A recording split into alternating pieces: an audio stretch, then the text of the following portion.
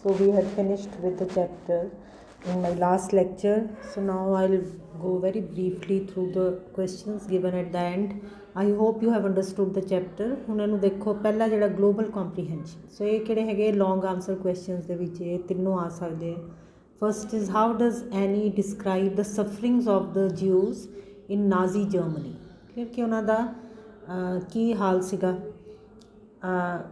Germany ਜਿਹਦੇ ਉੱਪਰ ਕਿਹੜੀ ਪਾਰਟੀ ਦਾ ਰਾਜ ਸੀਗਾ ਨਾਜ਼ੀ ਪਾਰਟੀ ਦਾ ਜਿਨ੍ਹਾਂ ਦਾ ਕਿ ਮੁਖੀ ਕੌਣ ਸੀਗਾ ਐਡੋਲਫ ਹਿਟਲਰ ਸੋ ਕੀ ਉਹਨਾਂ ਦਾ ਹਾਲ ਸੀਗਾ ਦੈਟ ਦੇ ਵਰ ਅਰੈਸਟਡ ਫਸਟ ਦੇ ਵਰ Saint call up notices and then they were summoned and then they were the whole families got arrested and there they were segregated okay so ਉਹਨਾਂ ਨੂੰ ਅਲੱਗ-ਅਲੱਗ ਕਰ ਦਿੱਤਾ ਜਾਂਦਾ ਸੀਗਾ ਬੱਚਿਆਂ ਨੂੰ ਅਲੱਗ ਲੇਡੀਜ਼ ਨੂੰ ਅਲੱਗ ਮੇਲਸ ਨੂੰ ਅਲੱਗ and so this is how she describes the sufferings of the Jews in Nazi Germany so many Jews had fled Germany so ਕਿੰਨੇ Jews ਜਿਹੜੇ ਸੀਗੇ ਉਹ ਜਰਮਨੀ ਤੋਂ ਦੌੜ ਗਏ ਸੀਗੇ ਉਹਨਾਂ ਵਿੱਚੋਂ ਦੀ ਐਨੀ ਫਰੈਂਕ ਦੀ ਫੈਮਿਲੀ ਵੀ ਇੱਕ ਸੀਗੀ ਪਰ ਉਹਨਾਂ ਦੇ ਮਾੜੀ ਕਿਸਮਤ ਕੀ ਸੀਗੀ ਕਿ ਦੇ ਹੈਡ ਸੈਟਲ ਡਾਊਨ ਇਨ ਹਾਲੈਂਡ ਔਰ ਥੋੜ੍ਹੀ ਦੇਰ ਬਾਅਦ ਹਾਲੈਂਡ 'ਤੇ ਵੀ ਕਿਹਦਾ ਕਬਜ਼ਾ ਹੋ ਗਿਆ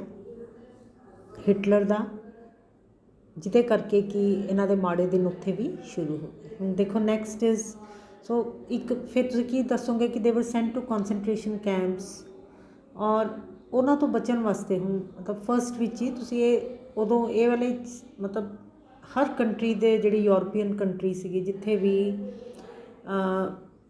ਹਿਟਲਰ ਦਾ ਕਬਜ਼ਾ ਹੋ ਜਾਂਦਾ ਸੀਗਾ ਉੱਥੇ ਜਿਊਜ਼ ਦਾ ਹੀ ਹਾਲ ਹੁੰਦਾ ਸੀ ਦੇ ਵਰ ਸੈਂਟ ਟੂ ਕਨਸਨਟ੍ਰੇਸ਼ਨ ਕੈਂਪਸ ਸੋ ਉਹਨਾਂ ਤੋਂ ਬਚਣ ਵਾਸਤੇ ਉਹ ਕੀ ਕਰਦੇ ਸੀਗੇ ਦੇ ਵੈਂਟ ਇਨ ਟੂ ਹਾਈਡਿੰਗ ਮਤਲਬ ਜਦੋਂ ਵੀ ਕਿਸੇ ਫੈਮਿਲੀ ਨੂੰ ਪਤਾ ਲੱਗਦਾ ਸੀ ਕਿ ਅਸੀਂ ਹੁਣ ਨਜ਼ਰਾਂ 'ਚ ਆ ਗਏ ਉਹ ਛੁਪ ਜਾਂਦੇ ਸੀਗੇ ਸੋ ਮੈਨੀ ਟਾਈਮਸ ਦੇ lived in ghettos ਦੇ ਕੀ ਸਪੈਲਿੰਗਸ ਹੈ GHETTOS ਸੋ ghettos ਕੀ ਹੁੰਦੇ ਸੀਗੇ ਜਿਹੜੇ ਕਿ ਬਹੁਤ ਹੀ ਜਿਸ ਤਰ੍ਹਾਂ ਛੋਟੀ ਜਿਹੀ ਜਗ੍ਹਾ 'ਤੇ ਕਿੰਨੇ ਹੀ ਲੋਕ ਰਹਿੰਦੇ ਸੀਗੇ ਛੁਪੇ ਹੁੰਦੇ ਸੀਗੇ so naturally they could not afford bigger places so ghettos ਵਿੱਚ ਰਹਿੰਦੇ ਸੀ ਜਿੱਥੇ ਕਿ the living conditions were very bad and there was always the fear of being found out of being discovered by the police so ਇਹ ਔਰ ਉੱਥੇ ਉਹ ਬੜੀਆਂ ਮਾੜੀਆਂ ਕੰਡੀਸ਼ਨਸ ਵਿੱਚ ਰਹਿੰਦੇ ਸੀ ਪਰ ਫਿਰ ਵੀ ਉਹਨਾਂ ਨੂੰ ਕੀ ਲੱਗਦਾ ਹੁੰਦਾ ਸੀ ਕਿ ਚਲੋ ਫੜੇ ਤਾਂ ਨਹੀਂ ਨਾ ਗਏ ਕਿਉਂਕਿ ਜੇ ਫੜੇ ਜਾਂਦੇ ਸੀਗੇ ਦੈਟ ਵਾਜ਼ ਅ ਫੇਟ ਵਰਸ ਦੈਨ ਡੈਥ ਉਹ ਫਿਰ ਮੌਤ ਤੋਂ ਵੀ ਬੱਤਰ ਜੀਵਨ ਨੂੰ ਜੀਂਦੇ ਸੀਗੇ ਕਿਉਂਕਿ ਅਲਟੀਮੇਟਲੀ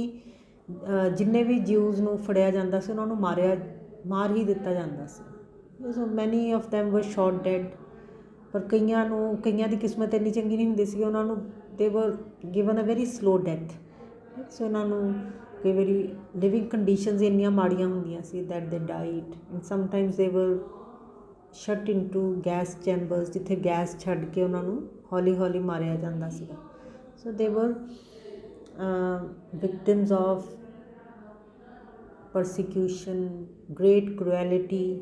ਉਹਨਾਂ ਨੇ ਦੇਖੋ next is Anne refuses to be despaired in spite of the fear and tension all around her substantiate the statement with textual evidence so ਅਸੀਂ ਕੀ ਦੇਖਦੇ ਹਾਂ 3 ਐਂਟਰੀਜ਼ ਹੈ ਟੋਟਲ ਔਰ ਤਿੰਨਾਂ ਵਿੱਚ ਅਸੀਂ ਕੀ ਦੇਖਦੇ ਹਾਂ ਕਿ she refuses to give up on hope ਕਿ ਉਮੀਦ ਨਹੀਂ ਛੱਡਦੀ ਸੋ ਤੁਸੀਂ ਇੱਥੇ ਦੱਸੋਗੇ ਕਿ ਕਿੱਥੇ ਕਿ ਸੋ ਪਹਿਲਾਂ ਇਹ ਦੱਸੋਗੇ ਕਿ ਕੰਡੀਸ਼ਨ ਕੀ ਸੀਗੀ ਫਿਰ ਕੀ ਦੱਸੋਗੇ ਕਿ ਕਿੱਥੇ ਉਹਨੇ ਉਮੀਦ ਉਹ ਨਹੀਂ ਛੱਡਦੀ ਸੀ ਹਰ ਐਂਟਰੀ ਦਾ ਜਿਹੜਾ ਐਂਡ ਹੈ ਉਹਦੇ ਵਿੱਚ ਤੁਸੀਂ ਦੇਖੋਗੇ ਫੋਰ ਐਗਜ਼ਾਮਪਲ ਜਿਸ ਤਰ੍ਹਾਂ ਫਸਟ ਹੀ ਜਿਹੜੀ ਐਂਟਰੀ ਸੀਗੀ ਉਹਦੇ ਵਿੱਚ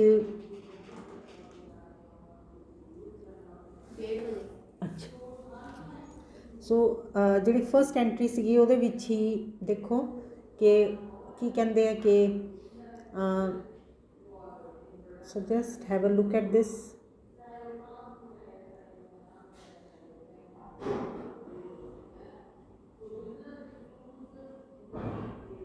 but so page number 102 so their life had turned upside down clear bilkul top of the page dekho but I am still alive Kitty and that is the main thing clear so inne maade halatan de vich vi clear ke pata nahi hai kithe jana hai hiding kithe jana hai but still and that is the main thing ਸੋ ਇੱਥੇ ਫਿਰ ਅਗਲੀ ਜਿਹੜੀ ਹੈਗੀ ਹੈ ਉਹਦੇ ਵਿੱਚ ਵੀ ਦੇਖੋ ਕਿ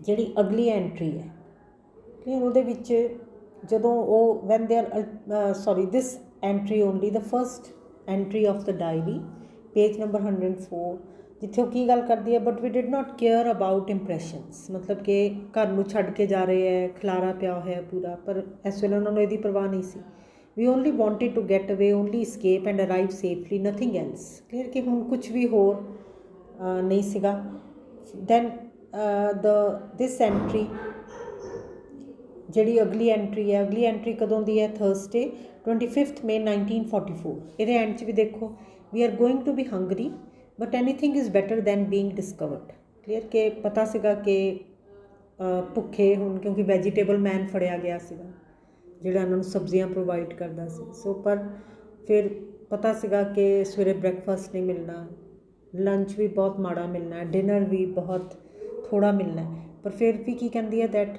anything is better than being discovered ਦਾ ਮਤਲਬ ਹੀ ਕਿ ਫੜੇ ਜਾਣਾ ਕਲੀਅਰ ਕਿ ਸੋ ਇੱਥੇ ਉਹਦਾ ਕੀ ਪਤਾ ਚੱਲਦਾ that she does not lose hope she does not want to give up on life so ਜੀਣਾ ਨਹੀਂ ਛੱਡਣਾ ਚਾਹੁੰਦੀ ਇਸੇ ਤਰ੍ਹਾਂ ਦੇ ਨਾਲ ਨੈਕਸਟ ਐਂਟਰੀ ਦੇਖੋ ਉਹਦੇ ਵਿੱਚ ਵੀ ਨੈਕਸਟ ਐਂਟਰੀ ਦੇ ਵਿੱਚ there is a lot of depression despair ਖੁਦ ਵੀ ਕਹਿੰਦੀ ਹੈ ਕਿ ਇੰਨਾ ਮੈਂ ਕਦੀ ਵੀ ਮਾੜਾ ਨਹੀਂ ਫੀਲ ਕੀਤਾ ਸੀਗਾ ਪਰ ਇਹਦੇ ਵੀ ਐਂਡ ਦੇ ਵਿੱਚ ਕੀ ਹੈਗਾ ਕਿ ਵੀ ਸਟਿਲ ਹੋਪ ਅਬਾਊਟ ਐਵਰੀਥਿੰਗ ਸੋ ਪਹਿਲਾਂ ਤਾਂ ਕੀ ਕਹਿੰਦੀ ਹੈ ਇੱਥੇ ਤੁਸੀਂ ਲਿਖੋਗੇ ਕਿ ਐਂਡ ਦੇ ਵਿੱਚ ਸੋ ਹਰ ਐਂਟਰੀ ਦਾ ਪਹਿਲਾਂ ਬੈਕਗਰਾਊਂਡ ਦੱਸੋਗੇ ਕਿ ਉਹਦੇ ਵਿੱਚ ਉਹ ਕੀ ਕਹਿੰਦੀ ਹੈ ਔਰ ਫਿਰ ਕੀ ਦੱਸੋਗੇ ਕਿ ਉਹ ਕਿੱਦਾਂ ਹੋਪ ਉਹਦੀ ਸ਼ੋ ਹੁੰਦੀ ਹੈ ਫੋਰ ਐਗਜ਼ਾਮਪਲ ਇਹਦੇ ਵਿੱਚ ਕਿ ਕਦੀ ਤਾਂ ਕੀ ਮਨ ਕਰਦਾ ਕਿ ਨਾ ਹੀ ਛੁਪੇ ਹੁੰਦੇ ਤਾਂ ਉਦੋਂ ਹੀ ਮਰ ਗਏ ਹੁੰਦੇ ਸ਼ੁਰੂ ਵਿੱਚ ਹੀ ਕਿਉਂਕਿ ਇਹ ਜਿਹੜਾ ਜੀਵਨ ਇਹ ਜੀ ਰਹੇ ਹੈ it is a very miserable life that they are leading ਪਰ ਫਿਰ ਉਹ ਕੀ ਕਹਿੰਦੀ ਹੈ ਕਿ ਨਹੀਂ ਹਾਲੇ ਵੀ ਸਾਨੂੰ ਹੋਪ ਹੈ ਕਿ ਅਸੀਂ ਕਿਸੇ ਦਿਨ ਅਸੀਂ ਵੀ ਬਾਹਰ ਨਿਕਲਾਂਗੇ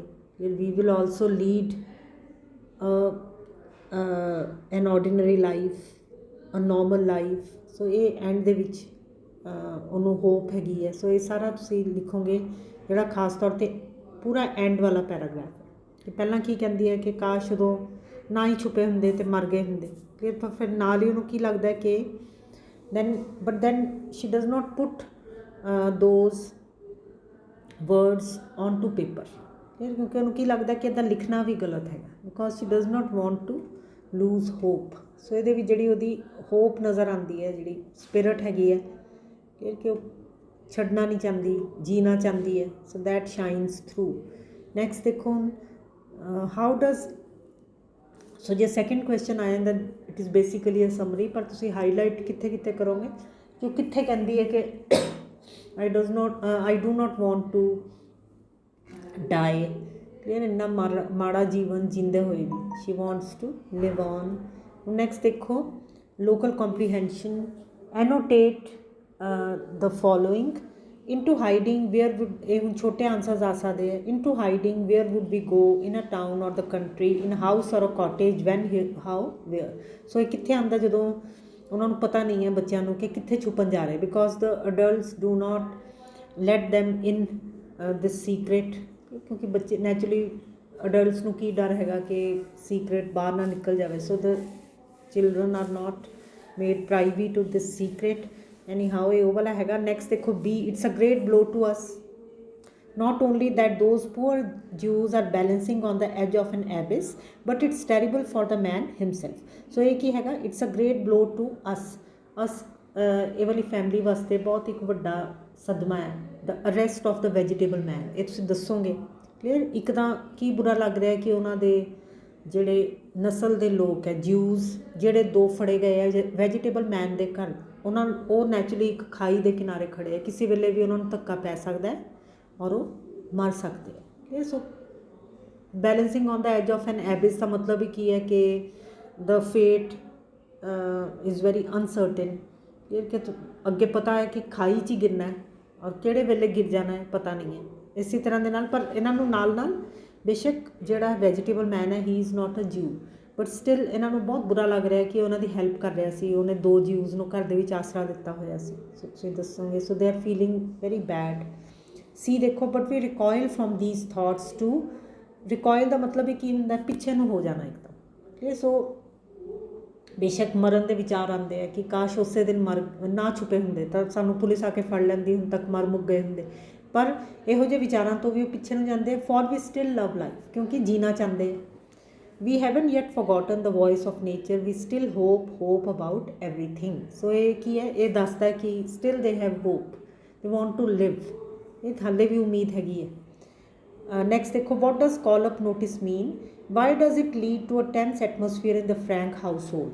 ਸੋ ਕਾਲ ਅਪ ਨੋਟਿਸ ਕੀ ਹੁੰਦਾ ਕਿ ਜਿਹੜਾ ਪੁਲਿਸ ਵੱਲੋਂ ਇੱਕ ਨੋਟਿਸ ਆਉਂਦਾ ਹੈਗਾ। ਸੋ ਦੇਖੋ ਇਹਨੂੰ ਹੁਣ ਇਹ ਤੁਸੀਂ ਸਾਰਾ ਲਿਖੋਗੇ, notice ordering a person to show before the SS। ਅਤੇ SS ਕੀ ਹੈ, the military police of the German Nazi party. ਇਸ ਤੋਂ ਇਹ ਵਾਲਾ ਜਿਹੜਾ ਕਾਲ ਅਪ ਨੋਟਿਸ ਹੈਗਾ ਇਹ ਆਉਂਦਾ ਹੈ ਔਰ ਇਹ ਬਹੁਤ ਜ਼ਿਆਦਾ ਇਹਨਾਂ ਨੂੰ ਟੈਨਸ਼ਨ ਦੇ ਦਿੰਦਾ ਹੈ। ਸੋ ਕਿਉਂਕਿ ਇਹਦਾ ਮਤਲਬ ਕੀ ਹੁੰਦਾ ਹੈ ਕਿ ਜਿਹਨੂੰ ਵੀ ਉਹ ਨੋਟਿਸ ਆਇਆ ਹੈ, that person is going to be arrested by the secret police of the Nazi party। clear। और दूसरी गल की है कि he is sure to be sent to a concentration camp, to a concentration camp। और फिर ज़्यादा इन्हां नूं की परेशानी हुंदी है कि पहलां इन्हां नूं की ख्याल हुंदा है बच्चों नूं कि शायद वो नोटिस उन्हां दे फादर वास्ते आया, पर होर भी ज़्यादा डर जांदियां जदों की पता लगता है कि 15 साल की लड़की वास्ते वो नोटिस आया कि जी एनी की जी वड्डी सिस्टर है वो वास्ते वो नोटिस आया। सो होर भी ज़्यादा डर जाती हैं। नैक्सट देखो, third, why does Anne's family decide to go into hiding. So क्यों छुपन की, क्योंकि उन्होंने पता लगता है कि the bad times have come. So जेडे माड़े समय तो बचते हुए वो जर्मनी नूं छड्ड के आए थे, it has finally caught up with them and now their lives are in danger. So उन्होंने पता है कि सिर्फ एक नूं बुलाएंगे और फिर सारी फैमिली नूं ही अरेस्ट करेंगे। सो इस करके they decide to go into hiding to save their lives. Describe how the, next देखो, describe how the Frank family move out of their house. So इनू डिटेल च दसोगे कि वो किद्दां पैकिंग करदियां, फिर किन्नी वारी उन्हां दी फ्रेंड आंदी है मीप और वो किन्नियां चीज़ां लैके जांदी है अपने नाल। ये सो सारा कुछ तुसी दसोगे। फिर फाइनली वो बाहर जाते हैं, बिल्ली वास्ते चिट्ठी लिख के जाते हैं नेबरस वास्ते, एंड दैन किस तरह वो हफड़ा दफड़ी दे विच घरों निकलते हैं। So that you will write. और किन्नी बारी मीप आके उन्होंने समान लैके जाती है। नैक्सट देखो, how does any portray the world turn टॉपसी टर्वी in her diary entry on 25 May 1944। what particular event led to this? So the world turned topsy turvy है कि हैगा the arrest of the vegetable man।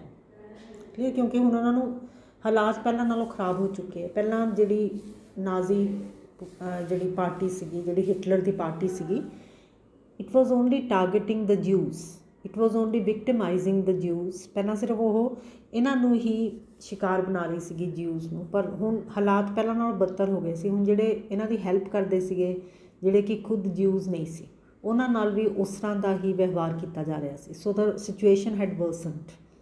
So particular event किहड़ा हैगा जिहड़ा उन्हां नूं लगदा है कि दुनिया ही पुट्ठी हो गई, सब कुछ उल्टा पुल्टा हो गया, कि the arrest of the vegetable man. So फिर से अगे लिखोगे जिहड़ा हुण कहंदा the respectable people were sent to concentration camps. So किदां लोकां नूं फसाया जा रहा सी। ईवन सिंपैथाइजर्स जिहड़े कि ज्यूज़ नहीं भी सीगे, जिहड़े कि सिर्फ हमदर्दी रखते सी ते हैल्प कर रहे सी ज्यूज़ दी, उन्हां नूं भी किस तरह किया जा रहा सी। नैक्सट देखो, question number 6, when Miep sends the currant cake why does Anne think she is ridiculing them. Ridiculing them का मतलब कि मजाक उड़ाना। क्यों उन्होंने इदां लगता है? Because she is in a very sad state of mind, she is feeling hopeless, helpless. So जदों उन्होंने बेशक वो हैप्पी विटसन, जिदा आप happy Diwali, happy new year कहने, पर उन्होंने की लगता है कि हुण कोई वर्ड जे सानू कोई हैप्पी कहता है तो साडा जिस तरह मजाक उड़ा रहा है। इस दो Miep is a great helper, she is a sympathiser, पर उस वेले इन्नी उदास है कि इन्हूं की लग रहा है जिद्दां कि इदां दा वर्ड साडे नाल यूज़ करना, साडे वास्ते यूज़ करना, हैप्पी विटसन कहना सानू, ये भी की है जिद्दां साडा मजाक उड़ाना है। Discuss how Anne presents her conflict of wishing to live and to die at the same time. So ये एंड भी चाहता है, एंड वाला पैरा, कि दिल तो करता है कि इन्नी माड़े जीवन जी रहे हैं, अगले पल का पता नहीं, उच्ची बोल नहीं सकते, सीवरेज ब्लॉकड है, खाना नहीं मिल रहा, ਔਰ ਸਭ ਤੋਂ ਮਾੜੀ ਗੱਲ ਕੀ ਹੈ ਕਿ ਜਿਹੜਾ ਉਹ ਹਮੇਸ਼ਾ ਡਰ ਦੇ ਸਾਏ ਦੇ ਹੇਠਾਂ ਰਹਿੰਦੇ ਹੈ। So that life is very bad. But even verse is the thought of being arrested। so ਇੱਥੇ ਉਹਦੇ ਅੰਦਰ ਇੱਕ ਦਵੰਦ ਚੱਲ ਰਿਹਾ। she wants to die but she has a zest for life also। she wants to live on also because she is a young girl ਜਿਹੜਾ ਕਿ ਜੀਣਾ ਚਾਹੁੰਦੀ ਹੈ। ਸੋ ਇੱਕ ਵਾਰੀ ਕੀ ਕਹਿੰਦੀ ਕਿ ਉਦੋਂ ਹੀ ਮਰ ਗਏ ਹੁੰਦੇ, ਪਰ ਨਾਲ ਹੀ ਉਹਦਾ ਕੀ ਕਹਿੰਦੀ ਹੈ ਕਿ ਮੈਂ ਇਸ ਵਿਚਾਰ ਤੋਂ ਪਿੱਛੇ ਹਟਦੀ ਹਾਂ ਡਰ ਕੇ, ਕਿਉਂਕਿ I want to live, we all want to live. So ਇਹ ਤੁਸੀਂ ਸਾਰਾ ਐਕਸਪਲੇਨ ਕਰੋਗੇ ਲਾਸਟ ਪੈਸੇਜ ਦੇ ਵਿੱਚ। ਹੁਣ ਫਟਾਫਟ ਦੇਖੋ critical analysis. How do you think Anne's journal was a great support and comfort while she was undergoing those harrowing experiences in her hiding। so ਤੁਹਾਨੂੰ ਕੀ ਲੱਗਦਾ ਹੈ ਕਿ writing a diary, writing a journal was helpful or not? so helpful ਸੀਗਾ ਕਿਉਂਕਿ ਇੱਕ ਉਹਨੂੰ ਆਪਣੇ ਜਿਹੜੇ ਮਨ ਦੇ ਡਰ ਹੈਗੇ ਉਹਨਾਂ ਨੂੰ ਕਹਿਣ ਦਾ ਮੌਕਾ, ਉਹਨਾਂ ਨੂੰ ਬਾਹਰ ਕੱਢਣ ਦਾ ਮੌਕਾ ਮਿਲ ਰਿਹਾ ਸੀਗਾ। ਸੋ ਜਦੋਂ ਤੁਸੀਂ ਨੈਚੁਰਲੀ ਕਿਸੇ ਨੂੰ ਕੋਈ ਗੱਲ ਕਹਿ ਦਿੰਦੇ ਹੋ ਫਿਰ ਤੁਹਾਡੇ ਮਨ ਜਿਹੜਾ ਹਲਕਾ ਹੋ ਜਾਂਦਾ। So same was the case here. So family ਦੇ ਨਾਲੋਂ ਬਹੁਤੀ ਗੱਲ ਇਸ ਕਰਕੇ ਨਹੀਂ ਕਰ ਸਕਦੇ ਸੀ ਕਿਉਂਕਿ ਦੇ ਆਲ ਵਰ ਫਰਾਈਟਨ, ਦੇ ਆਲ ਵਰ ਵੈਰੀ ਸਕੇਅਰਡ। ਸੋ ਕਿਸੇ ਨੂੰ ਕਹਿ ਕੇ ਜਿੱਦਾਂ ਆਪਣਾ ਮਨ ਦਾ ਬੋਝ ਉਹ ਹਲਕਾ ਕਰਦੀ ਸੀ। ਸੋ ਇੱਦਾਂ ਦੇ ਮਾਹੌਲ ਦੇ ਵਿੱਚ if you discuss the things with the people who are suffering the same ਫੇਟ, sometimes you become even seeder. ਜਦੋਂ ਉੱਦਾਂ ਦੇ ਲੋਕਾਂ ਦੇ ਆਪਣੀ ਫੈਮਿਲੀ ਨਾਲ ਜੇ ਗੱਲ ਕਰਦੀ ਸੀ ਨੈਚੁਰਲੀ ਉਹ ਹੋਰ ਵੀ ਡਰੇ ਹੋਏ ਸੀ, ਹੋਰ ਵੀ ਪਰੇਸ਼ਾਨ ਹੋ ਜਾਂਦੀ ਹੋਏਗੀ। ਸੋ ਇਹ ਇੱਦਾਂ ਦੇ ਟਾਈਮ ਦੇ ਵਿੱਚ ਜਦੋਂ ਲਿਖਦੀ ਸੀਗੀ ਕੁਝ ਤਾਂ ਇੱਕ ਤਰ੍ਹਾਂ ਨਾਲ ਉਹਨੂੰ ਮਨ ਨੂੰ ਆਰਾਮ ਮਿਲਦਾ ਸੀਗਾ, ਜਿੱਦਾਂ ਆਪਣੀ ਮਨ ਦੀ ਗੱਲ ਕਹਿ ਕੇ ਤੁਹਾਡਾ ਮਨ ਹਲਕਾ ਹੋ ਜਾਂਦਾ। ਨੈਕਸਟ ਦੇਖੋ ਹੁਣ ਇਹ ਜੇ ਆ ਜਾਂਦਾ, this is a very easy question. Chronological narration, events narrated in the order in which they occurred is a favored technique of many writers। ਸੋ ਜਿਸ ਤਰ੍ਹਾਂ ਕਈ ਵਾਰੀ ਆਪਾਂ ਨਾਵਲ ਜਦੋਂ ਪੜ੍ਹਦੇ ਹਾਂ ਉਹਦੇ ਵਿੱਚ ਕ੍ਰੋਨੋਲੋਜੀਕਲ ਨਰੇਸ਼ਨ ਹੁੰਦੀ। ਕ੍ਰੋਨੋਲੋਜੀਕਲ ਨਰੇਸ਼ਨ ਦਾ ਮਤਲਬ ਕੀ ਹੈ ਕਿ ਜਿੱਦਾਂ ਬਚਪਨ ਤੋਂ ਸ਼ੁਰੂ ਹੁੰਦਾ, ਫਿਰ ਉਸ ਵਿਅਕਤੀ ਦੀ ਜਵਾਨੀ ਦੀ ਗੱਲ, ਫਿਰ ਉਹਦੇ ਮਿਡਲ ਏਜ ਦੀ ਗੱਲ, ਫਿਰ ਬੁਢਾਪੇ ਦੀ, ਫਿਰ ਮੌਤ ਦੀ। ਸੋ ਇਹਨੂੰ ਆਪਾਂ ਕ੍ਰੋਨੋਲੋਜੀਕਲ ਨਰੇਸ਼ਨ ਕਹਿੰਦੇ ਹਾਂ, ਜਿਹਦੇ ਵਿੱਚ ਕਿ ਜਿੱਦਾਂ ਜਿੱਦਾਂ ਘਟਨਾਵਾਂ ਹੋਈਆਂ ਉੱਦਾਂ ਹੀ ਉਹਨਾਂ ਨੂੰ ਸੁਣਾਇਆ ਜਾਂਦਾ, ਦੱਸਿਆ ਜਾਂਦਾ। ਕਲੀਅਰ। ਸੋ ਇਸ ਤੋਂ ਉਲਟ ਜਿਹੜੀ ਦੂਜੀ ਨਰੇਸ਼ਨ ਹੁੰਦੀ ਉਹਦੇ ਵਿੱਚ ਕੀ ਹੁੰਦਾ, ਕਦੀ ਪਾਸਟ ਦੀ ਕੋਈ ਗੱਲ ਆ ਗਈ, ਕਦੀ ਫਿਰ ਪ੍ਰੈਜ਼ੈਂਟ ਦੀ ਆ ਗਈ। ਪਰ ਕਈ ਜਿਹੜੇ ਰਾਈਟਰਸ ਆ ਕ੍ਰੋਨੋਲੋਜੀਕਲ ਨਰੇਸ਼ਨ ਹੀ, ਨਰੇਸ਼ਨ ਕੀ ਹੁੰਦਾ ਬਿਰਤਾਂਤ। ਸੋ ਕੁਛ ਰਾਈਟਰਸ ਇਹਨੂੰ ਹੀ ਕ੍ਰੋਨੋਲੋਜੀਕਲ ਨਰੇਸ਼ਨ ਨੂੰ ਹੀ ਯੂਜ਼ ਕਰਦੇ ਆ। Clear. So comment upon Anne's employment of this technique. So naturally ਜਦੋਂ ਡਾਇਰੀ ਡੇਟ ਵਾਈਜ਼ ਐਂਟਰੀ ਕਰ ਰਹੀ ਹੈ, so she is also doing chronological narration. So ਇਹਦੇ ਵਿੱਚ ਉਹਨੂੰ ਫਾਇਦਾ ਕੀ ਹੈਗਾ, that she is able to tell us how the situation was worsening every day. So chronological narration ਦਾ ਇਹ ਫਾਇਦਾ ਹੁੰਦਾ ਕਿ we can when we read her diary ਤਾਂ ਅਸੀਂ ਕੀ ਦੇਖ ਸਕਦੇ ਹਾਂ ਕਿ ਕਿੱਦਾਂ ਹਰ ਦਿਨ ਜਿਹੜੀ ਸਿਚੁਏਸ਼ਨ ਸੀ ਉਹ ਪਹਿਲਾਂ ਨਾਲੋਂ ਖ਼ਰਾਬ ਹੋ ਰਹੀ ਸੀ। ਜਿੱਦਾਂ ਪਹਿਲਾਂ ਉਹ ਲੁਕੇ ਹੋਏ ਸੀਗੇ, ਕਲੀਅਰ। ਫਿਰ ਉਸ ਤੋਂ ਬਾਅਦ ਹੌਲੀ ਹੌਲੀ ਸਿਚੁਏਸ਼ਨ ਕਿੱਦਾਂ ਖ਼ਰਾਬ ਹੋ ਰਹੀ ਹੈ ਕਿ ਈਵਨ ਉਹਨਾਂ ਦੇ ਸਿੰਪੈਥਾਈਜ਼ਰਸ ਜਿਹੜੇ ਸੀਗੇ, ਜਿਹੜੇ ਉਹਨਾਂ ਦੇ ਹਮਦਰਦ ਸੀਗੇ, they were also not being spared by the Nazi police. Clear. So ਇੱਦਾਂ ਸਿਚੁਏਸ਼ਨ ਖ਼ਰਾਬ ਹੁੰਦੀ ਜਾ ਰਹੀ ਸੀ, ਉਹਨਾਂ ਦੇ ਵੀ ਹੌਸਲੇ ਕਿਸ ਤਰ੍ਹਾਂ ਡਿੱਗਦੇ ਜਾ ਰਹੇ। ਇਹ ਸਾਨੂੰ ਕਦੋਂ ਪਤਾ ਲੱਗਦਾ, when we read the chronological narration. Clear. ਕਿ ਉੱਦਾਂ ਨਹੀਂ ਸਾਨੂੰ ਪਤਾ ਲੱਗੂਗਾ, ਪਰ ਜਦੋਂ ਅਸੀਂ ਰੋਜ਼ ਦੇਖਦੇ ਹਾਂ ਕਿ ਕਿਸ ਤਰ੍ਹਾਂ ਉਹ ਸਿਚੁਏਸ਼ਨ ਨੂੰ ਦੱਸ ਰਹੀ ਹੈ ਡੇਟ ਵਾਈਜ਼, ਤਾਂ ਸਾਨੂੰ ਕੀ ਪਤਾ ਲੱਗਦਾ, how the things are worsening, how they are becoming worse. So ਇਹਨੂੰ ਤੁਸੀਂ ਇੱਦਾਂ ਹੀ ਲਿਖੋਗੇ ਕਿ ਇਹਦੇ ਵਿੱਚ ਸਾਨੂੰ ਇਹ ਫਿਰ ਪਤਾ ਲੱਗਦਾ। ਸੋ ਇਸ ਕਰਕੇ ਇਹ ਇੱਥੇ ਬੈਸਟ ਟੈਕਨੀਕ ਹੈ ਕਿ ਪਹਿਲਾਂ ਇੰਨੀ ਸਿਚੁਏਸ਼ਨ, ਉਹਦਾ ਵੀ ਸਟੇਟ ਆਫ ਮਾਈਂਡ ਪਹਿਲਾਂ ਫਿਰ ਵੀ ਸਹੀ ਹੈਗਾ, ਪਰ ਹੌਲੀ ਹੌਲੀ ਉਹ ਉਦਾਸ ਹੁੰਦੀ ਜਾ ਰਹੀ ਹੈ। ਜਿੱਦਾਂ ਐਂਡ ਵਿੱਚ ਉਹ ਕੀ ਕਹਿੰਦੀ ਹੈ ਕਿ ਇੰਨੀ ਉਦਾਸ ਤਾਂ ਮੈਂ ਕਦੀ ਵੀ ਨਹੀਂ ਸੀ। ਸੋ ਹੁਣ ਇਹਨੂੰ ਦੇਖੋ। Now I make an end here and I hope the chapter is clear. ਹੁਣ ਤੁਸੀਂ ਇਹਨੂੰ ਲਰਨ ਕਰੋ and now I will start with the next poem in my next lecture.